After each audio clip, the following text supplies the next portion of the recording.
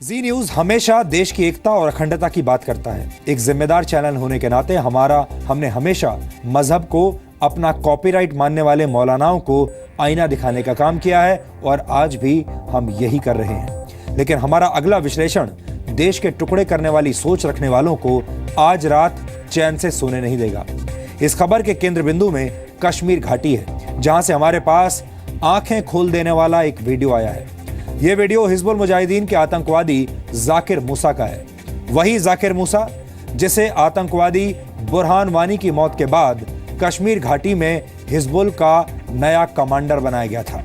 इस वीडियो में मूसा ने पत्थरबाजों को आतंकवादियों का हमदर्द बताते हुए जी न्यूज की खबर पर मोहर लगाई है। आपको याद होगा, हमने कई बार कश्मीर की ग्राउंड रिपोर्टिंग के जरिए यह बताया है कि कैसे पत्थरबाज आतंकवादियों के साथ मिलकर हमारी सेना पर हमले करते हैं। आमतौर पर जी न्यूज पर हम किसी आतंकवादी की कही गई बातों का प्रसारण नहीं करते, लेकिन आज हम चाहेंगे कि आप इस आतंकवादी की कही गई एक एक बात ध्यान से सुनिए। इस आतंकवादी ने अपना वीडियो जारी करके न सिर्फ खुद को एक्सपोज किया है, बल्कि अलगाववादियों, पत्थरबाजों, डिजाइनर नेताओं और डिजाइनर पत्रकारों का सच भी पूरे देश के सामने रख दिया है। इसलिए सबसे पहले आपको जाकिर मूसा की कही गई एक एक बात सुननी चाहिए।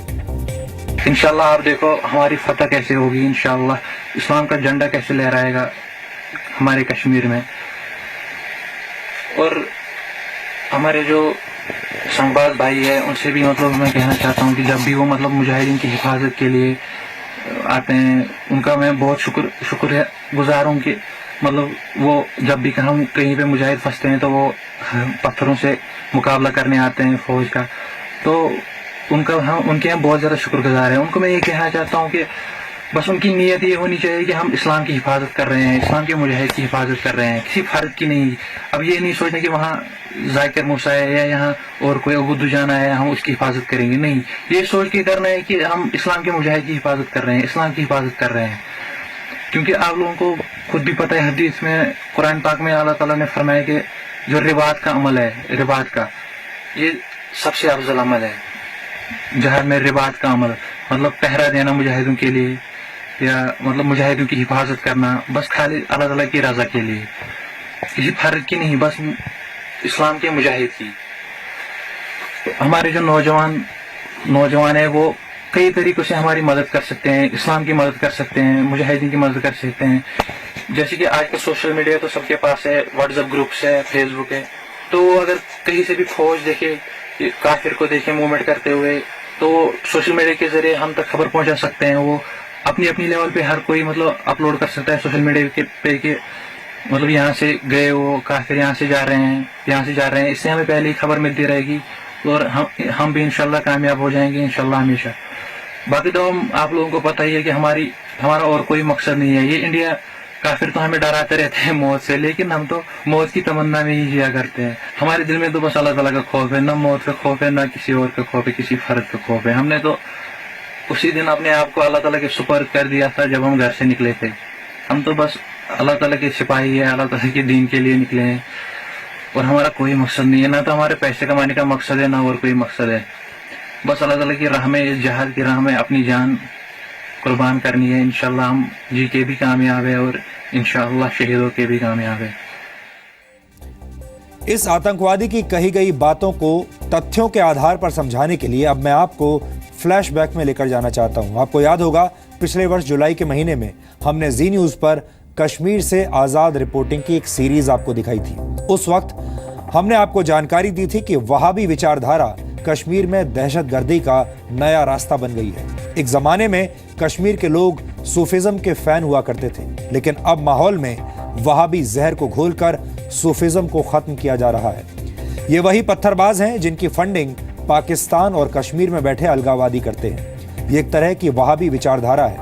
वहाबी विचारधारा के लोग कट्टरता का चश्मा पहनकर जम्मू कश्मीर में इस्लामिक साम्राज्य खड़ा करने का सपना देख रहे हैं। मैं ऐसा क्यों कह रहा हूं, इसे समझने के लिए आपको वहाबिज्म के बारे में जानकारी देनी जरूरी है।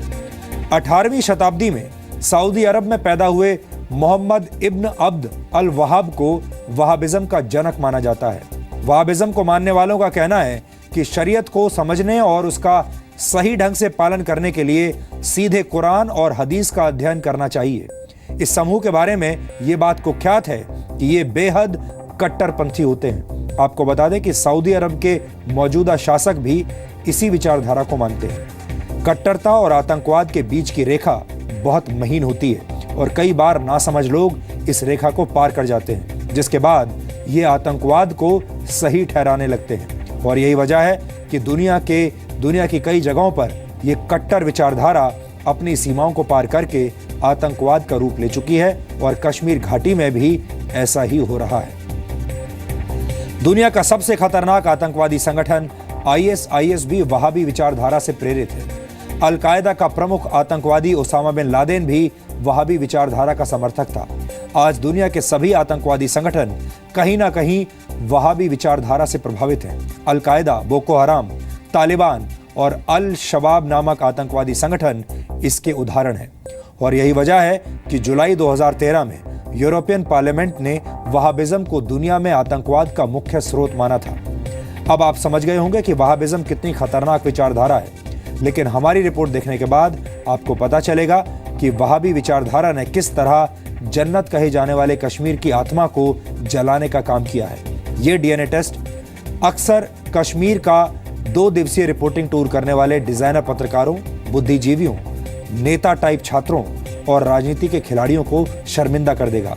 ये वो विश्लेषण है जिसके तहत हम कश्मीर में फैली तनावपूर्ण शांति के नीचे दबे सच को आपके सामने रख रहे हैं।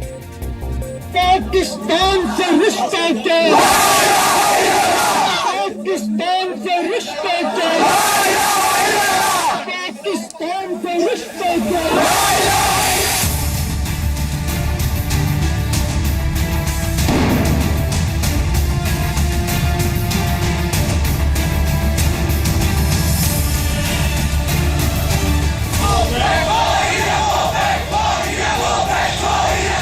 जब भी हम कहीं पे मुजाहिद फंसते हैं तो वो पत्थरों से मुकाबला करने आते हैं फौज का। उनके हम बहुत ज़्यादा शुक्रगुजार हैं। उनकी नीयत ये होनी चाहिए कि हम इस्लाम की हिफाजत कर रहे हैं, इस्लाम के मुजाहिद की हिफाजत कर रहे हैं।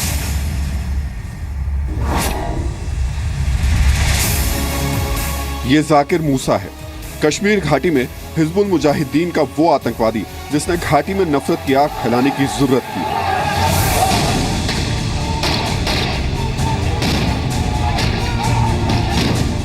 वैसे ये एक दिलचस्प बात है कि आज से पहले तक घाटी से आए ज्यादातर वीडियोस में आतंकवादियों और पत्थरबाजों की फौज को भारत से आजादी के नारे लगाते हुए सुना और देखा जाता था।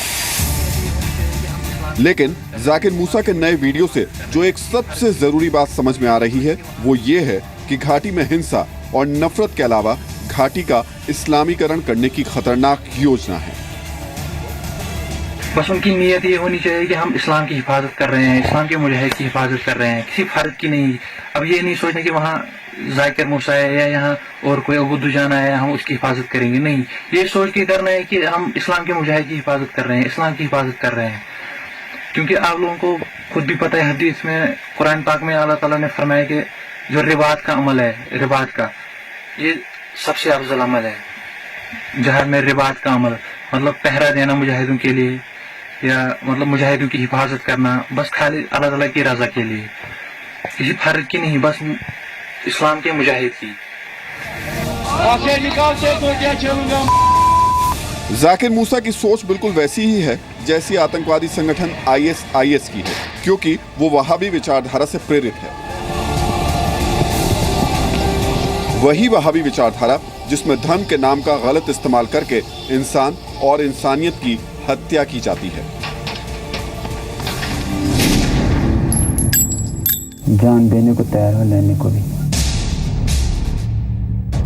मकसद हमारा है जहाद।